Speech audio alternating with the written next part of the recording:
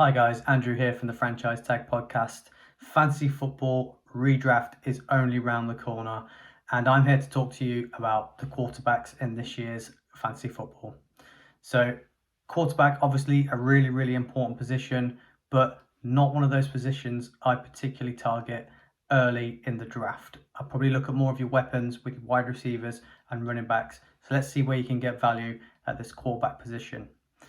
I wouldn't necessarily draft a quarterback earlier than the fourth round. And then the people that you're looking at, if you do want to draft early, it's probably going to be those three names that everybody's talking about. It's Patrick Mahomes, Jalen Hurts, and Josh Allen. For me, if you're going to go early, the one to go for is Jalen Hurts. Jalen Hurts finished quarterback 3 last year. He's currently rated a quarterback 3 for this year, which I'm really shocked at, because if he didn't get the injury last year, he would have easily ended quarterback 1. He was averaging 25 points per game. He had 13 rushing touchdowns last year, and he's projected 11 this year.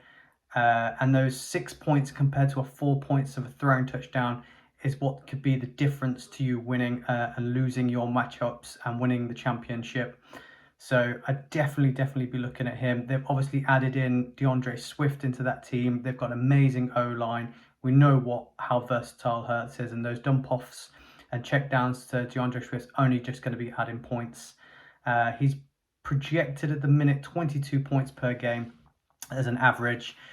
So he's definitely, if you're going to go early, he's going to be an impact, and he's definitely going to get the points for you. So I'd be looking at him maybe in round 4 if you're going to go early. Now, the big thing I always hear about quarterbacks when it comes to fantasy is that fear of missing out. As soon as one person takes one, you get a little string of quarterbacks go off of the board, some of the bigger names, and people then start to panic that they're going to miss out on a quarterback. Now, for me, going through all the names and all the lists, I think there's around 20 quarterbacks this season, which is amazing, that I really think have good fantasy value. So don't fear, sit tight. There's definitely people you can get later on, and don't get that FOMO. But if it is starting to set in and you are getting a bit of FOMO, my FOMO quarterback for you to pick this year is Justin Fields. He's currently ranked at quarterback 6. Last year, he had 1,143 rushing yards, 8 touchdowns. That's super impressive. He's already projected this year to go 900 yards and 6 touchdowns on the ground. But the difference is this year, he's got better wide receivers. Now they've added in DJ Moore, and that O-line that was really young last year has had lots of improvement and looks really good. The key thing to look at with Justin Fields, and why I'm so hot on him as that sort of quarterback 6 to take, is the fact of the strength of schedule for this quarterback. So fantasy strength of schedule, he's got the second easiest schedule. And when we're talking about how good he was at the back end of last year, we're saying he finished quarterback 6. He had the first 4 games where he had to stick to the script, first reads only, and wasn't allowed to showcase his abilities of what he can do when it all breaks down, which he did at the back end of the season when everybody picked him up and had that big run to the championships. So yeah, this season it's going to be a lot better. We're going to see a lot more out of him, and he's already looking to be averaging 19 points per game. So there's definitely value in there, and you're probably looking at to take him around round 5, round 6, I'd say. I think that'd be good value for him. Now, if you pass that and you want to know what the best value is for a quarterback, now there might be a bit of bias here. Obviously, you can see me in my Giants top already. But for me, the best value quarterback is Daniel Jones. He's currently ranked at quarterback 12. Now, last season, he finished quarterback 10. And that's, when he's another one of those dual threat quarterbacks. So he adds more value to me when it comes to fantasy. Now, you guys might not be hot on him as a quarterback to take a franchise to the Super Bowl, but we're talking about fantasy football here. So there's definitely value in him.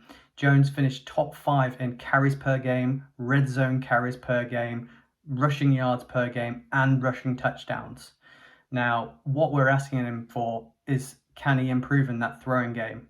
And they've gone out and they've added weapons with Darren Waller, got a young guy in Jalen Hurts that could be a deep threat, and all round strengthened up and got more depth at that wide receiver position. Now, the O-line Couple of good youngsters in there. They're only getting stronger, so I'm quite confident in the O-line there. Yes, we're unsure what's going to go on with Saquon Barkley. There's definitely value in Daniel Jones. His projected average is 17 points per game.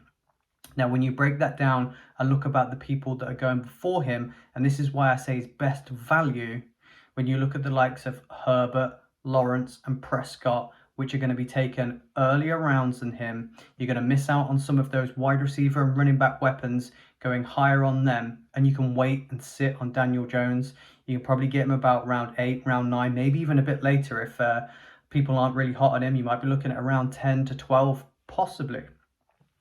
So if he's sat there and the value you can get with his average points of 17, when you look at the average points of what Herbert, Lawrence, and Prescott are going to get, it's 17 to 17.5.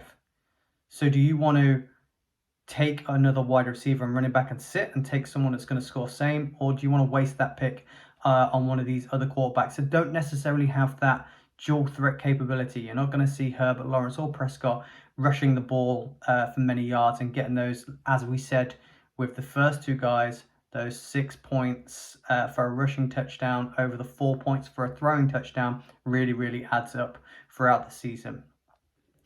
Now, when it comes to a gamble, you've got to say that Anthony Richardson is the guy to gamble on. When you look at it, he's currently sat at quarterback 18. We haven't really got any stats on him. We can't really talk about what he did last year and why he's going to be better this year.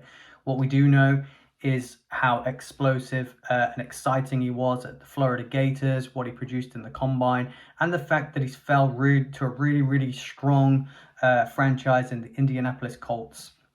They've already got some key pieces. They've got some really good people on the O-line. They've got some nice weapons at wide receiver, a couple of good tight ends in there as well. And we know they've got Jonathan Taylor, so they know what they're doing with the running game. So this could have upside for Anthony Richardson if he is involved in the run game. Like we said, dual threat quarterbacks are the key when it comes to fantasy.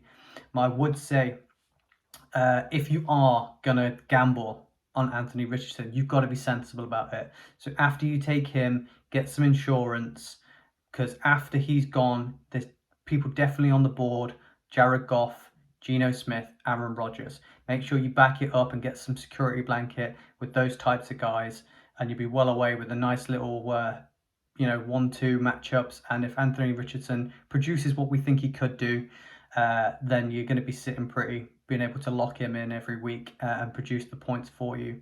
He's looking like he might go around round 9, so I think that's good value if you can get it. But as I said, make sure you get one of those other guys behind him. Now, my last one is an overvalued quarterback.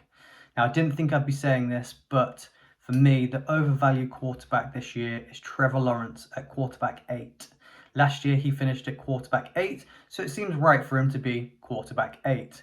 But when you look at it, Trevor Lawrence finished only 8 games last season as quarterback 10 or higher. So he's not really producing those massive points. And when we were talking about Daniel Jones earlier and that what his projected average was for the season of 17 points, Trevor Lawrence is only projected 17.5 average points per game. Now he's going to come off the board when those quarterbacks start tumbling off the board and you see Jackson, Burrow, Herbert coming off. He's then going to be the next guy that people are looking at. So you're going to be looking at people trying to draft him as high as round 5 and 6, maybe a little bit earlier, depending on what your league's like when the quarterbacks start tumbling. And this is why I call him overvalued, because if you're taking him in round 5 and 6, you're wasting the opportunity to get yourself and lock in and strengthen up that wide receiver position, which I think is going to be the key to winning this year, is the wide receivers. So I'd rather stick to building and selecting more wide receivers at that point, and sitting back. Like I said, you can get Aaron Rodgers, Geno Smith, Jared Goff, Daniel Jones. You can get them all a lot later in the draft, and you're going to be getting a similar value of points each week for your team, which is why I call him overvalued. We know he's a great quarterback. We know he's going to do good things at Jacksonville. I just think he's overvalued at the average points he's going to get per week when you can get that later on in the draft and sit and wait and get that later. So that's my 5 quarterbacks for you guys. I really hope that helps. We'll be back with the running backs, wide receivers, and tight ends for you. But till then, thank you guys.